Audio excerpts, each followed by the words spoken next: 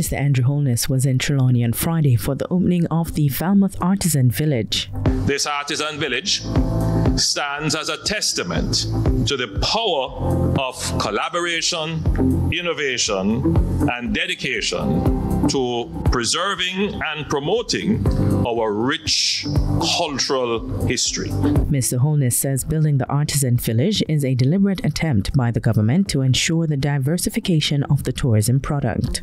It is through collaborative efforts that the vibrant spirit of Jamaican craftsmanship, artisanship, and entrepreneurial spirit of our people have found a new home on this historic site of Hamden Wharf.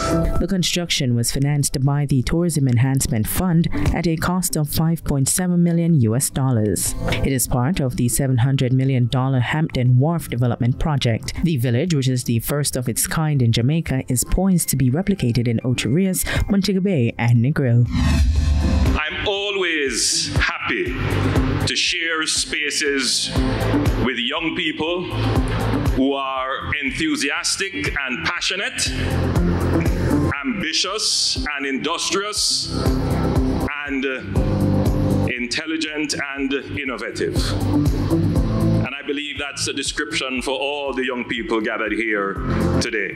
Mr. Holness on the weekend recognizing the exceptional achievement of 20 young persons in various fields. The occasion was the 2023 Prime Minister's National Youth Award for Excellence held on the lawns of Jamaica House. Over the years, we have expanded the award categories from 8 in 2018 to now over 20 this year.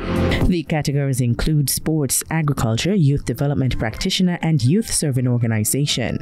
Individuals were also awarded for achievements in arts and culture, academics, leadership and journalism, and social media influencer. Other areas include entrepreneurship, nation building, international achievement, innovation in science and technology, and environmental protection. Rashane Taylor was given the Prime Minister's Special Award for Exceptional Achievement as an illustrator. He is the creative director and lead artist for the Paint the City project. Each of you here this evening as nominees and recipients of the Prime Minister's National Awards for Excellence holds within you the power to inspire and influence those around you. Tonight, I charge you with a mission to see yourselves not only as recipients of accolades and awards, but more so as beacons of hope and agents of positive change.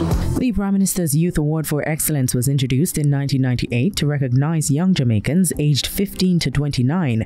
Since then, more than 300 awards have been presented. Many of our past recipients have gone on to further excel nationally and internationally across various sectors. Still at the award ceremony, Prime Minister Holness shared the many opportunities available for the development of Jamaica's youth. They include the removal of guarantor requirement when applying for a loan through the Students' Loan Bureau. This year, 4,000 Jamaican students who rely on the student loan will not have to face that obstacle anymore. Mr. Holness also points out that $200 million has been set aside in the current fiscal budget to provide tuition support for 1,000 students in need. There is also the National Housing Trust Scholarship Program to support students studying subjects such as civil engineering, construction management, and architecture. 10 students per year will receive up to $1 million each towards their tuition in this area. Further to that, the government last year launched the Science, Technology, Engineering, and Mathematics STEM Tertiary Scholarship, which is assisting 1,000 students from low-income households over the next 5 years to pursue a STEM teaching career. This represents a total investment of over $2.4 billion in our youth. In the meantime, Mr. Holness says over 120,000 young people have registered for technical and vocational training at the Heart NSTA Trust since all courses were made free of cost. This year, Heart will introduce the Community Action for Rewarding Engagement Care initiative. This will provide selected trainees with a monthly transport grant of $15,000 and an additional stipend of $13,000. $1,000. We are making it easier for you. You now have no excuse to get out there and get a skill and get certified.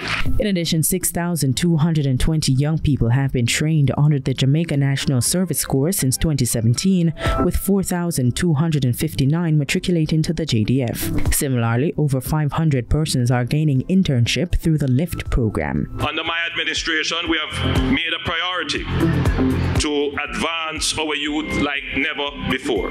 And that's it for Jamaica House Weekly. Be sure to join us next time for more of the news stories coming out of the office of the Prime Minister.